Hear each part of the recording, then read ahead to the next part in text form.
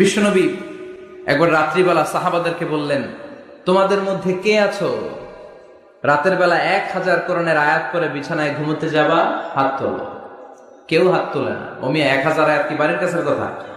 কথা বলেন।